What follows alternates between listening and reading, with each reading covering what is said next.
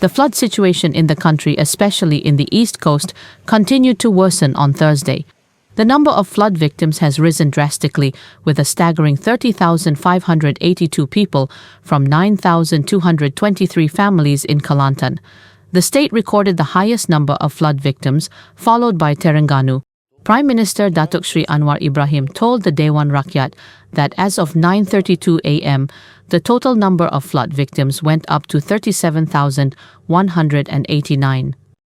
6 negeri terkesan dengan banjir ketika ini: Kelantan, Terengganu, Kedah, Perlis, Johor dan Perak. Sebanyak 322 pusat pemindahan sementara PPS telah dibuka ke 6 negeri setakat ini, dan saya ucap terima kasih kepada TPM 1 dan NADMA dan seluruh jentera termasuk kerajaan negeri yang memberi kerjasama persiapan yang jauh lebih baik tahun ini. Dan penduduk di kawasan terkesan menjadi keutamaan tertinggi sepanjang tempoh monsun Timur Laut November 2024 hingga Mac 2025.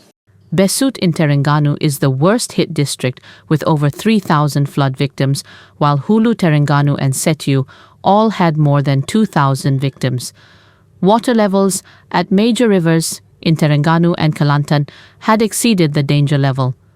Authorities said many roads in the two states have been cut off by the floods, while Tenaga Nasional is working round the clock to restore electricity supply in the affected areas. They said there were another 3 power substations in Kelantan where electricity supply had been discontinued following the worsening floods. They said if the situation continues to deteriorate, electricity supply will remain shut down.